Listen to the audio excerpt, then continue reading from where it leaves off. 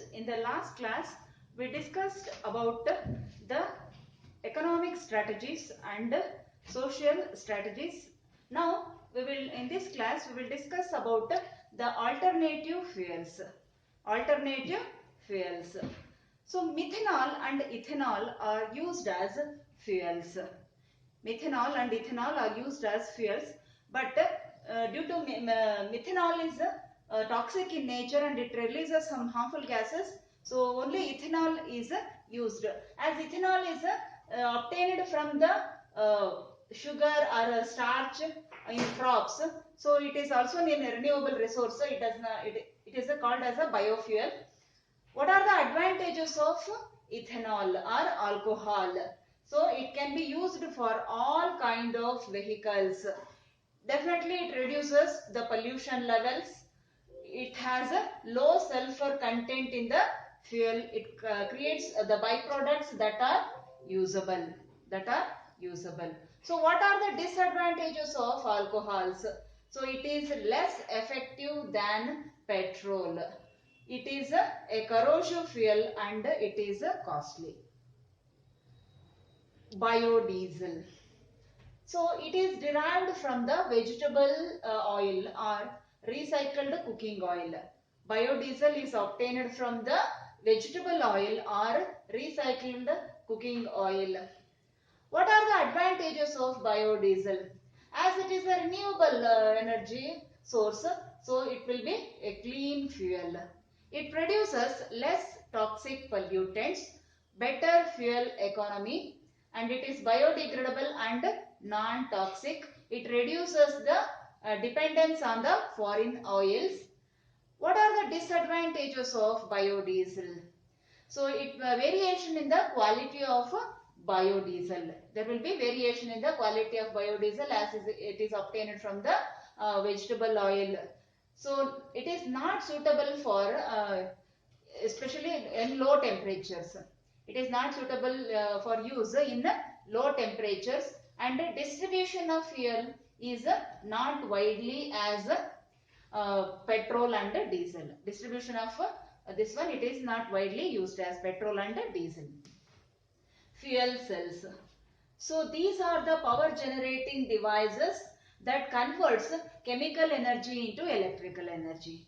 These are the devices which generates power from the and converts chemical energy into electrical energy, and electrolyte is used with two electrodes.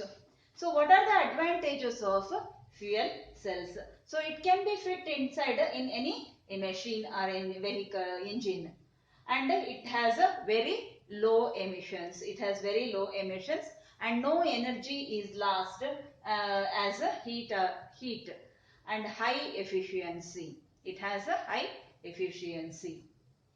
So what are the disadvantages of alternative fuels? So we have discussed that the alternative fuels reduces the emission levels, but even then it has some disadvantages. So availability of some alternative fuels, it is not available in all the places, and poor quality, poor combustion. Some of the alternative fuels will have poor combustion quality, and definitely emissions have to be carefully controlled. And production depends on the availability of the resources. Production depends on the availability of resources, and cost of production is very high. Storage and distribution of such fuels will have additional cost. Main thing, vehicles need to be modified, or modification is required for the vehicles. Development of technology is necessary for using this kind of fuels. Generally it gives less mileage. Main thing, it is not available in all the cities. So how energy is conserved by using the alternative fuels? So how energy is conserved?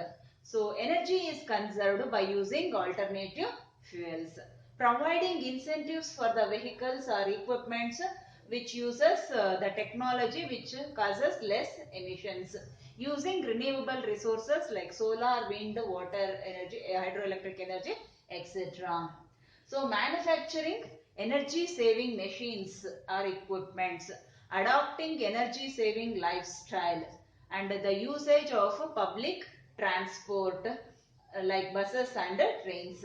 Urban planning should be well planned to reduce the traveling distances. Now let us discuss about alternative energy vehicles. So first one, electric vehicles which runs on the electricity. So definitely it has many advantages. It is cost effective. No emissions from this kind of vehicles, and low maintenance, and it has reduced noise pollution. Next one, hydrogen vehicles which runs on the hydrogen as fuel. So it uses hydrogen as power source, and hydrogen it is converted into electrical energy which works on the electric motor, Its byproduct is water, and this fuel has been used in the rockets, submarines, cars and bikes. Then hybrid vehicles. So already we discussed about hybrid vehicles. It uses internal combustion engine and which powers electric motors.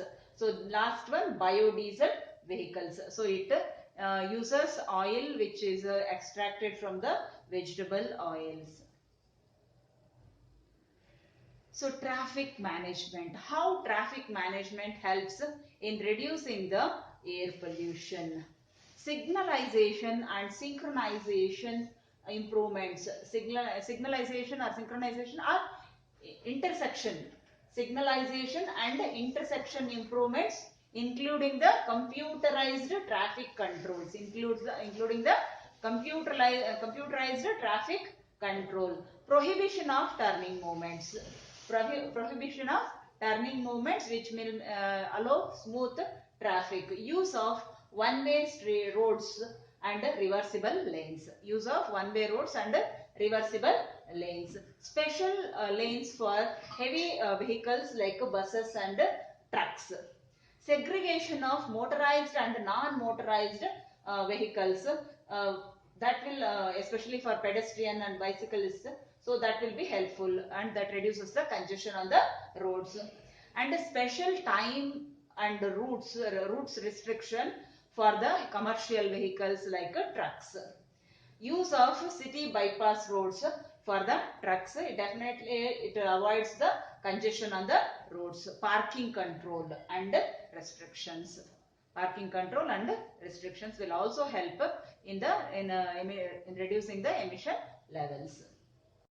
Curitiba has implemented an effective traffic management against the underground transport system, as it was expensive, and they had integrated bus transport which has fine arteries that connect to different parts of the city. The buses are painted in different colors with different colors to easy to identify, and red buses indicates connects the express bus link to the suburbs. Grey colored buses will connect to the suburbs, and green color they will connect some suburbs to the red buses, that is express buses. Orange colored buses, they are feeder buses from the outskirts to the suburbs.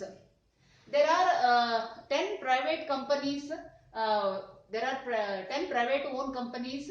So the money collected by the transportation of passengers will be combined together, and depending on the distance they travelled, not depending on the passengers, so it will be paid, and it is 500 times cheaper than the other transport system, and there is no need of bus conductors, as the peoples will pay the amount at a tubular bus terminal only in advance. So traffic signal synchronization. I think you might be knowing. So there will be 3 colors in the. Mainly this synchronization of traffic signals ensures a smooth flow of traffic and emissions. Minimizes the pollution emissions or levels, and also it controls the congestion on the road. what are the advantages of this effective traffic management? So the cost is low, it reduces the congestion on the roads, and it reduces the emissions, and it controls air quality, or it increases the air quality, it reduces the fuel consumption, and efficient signals timings improves the traffic conditions and safety. Use of lanes. So lane is a part of roadway. It is mainly designated to use by a single lane of vehicles to control and guide and reduce the traffic conflicts or congestions. So most of the highways, at least they have two lanes, one for traffic and in each direction separated by lane markings. So what are the advantages of this lanes? So definitely it reduces the congestion and provides alternative routes for the commuters. Lower congestion levels will reduce the commuters' time and improved freight delivery schedules. And reduction in the emissions and fuel consumption. One-way roads. So one-way road, it facilitates only one-way traffic, not to U-turn movement or any turn movements, and it allows the traffic in one direction only. So definitely advantages, it can prevent the vehicles using the shortcuts, using the road as shortcuts. It can create more road space for especially parking areas, and it will help the traffic to move more freely. But it has some disadvantages, as it increases the vehicle speeds. It may increase the vehicle speeds, and especially motor vehicles, and during emergency it has to travel greater distance to reach their destination. So by this we come to the end of the third lesson, caring for our air. In the next class we will start the fifth lesson, legislation as a means to reduce air pollution.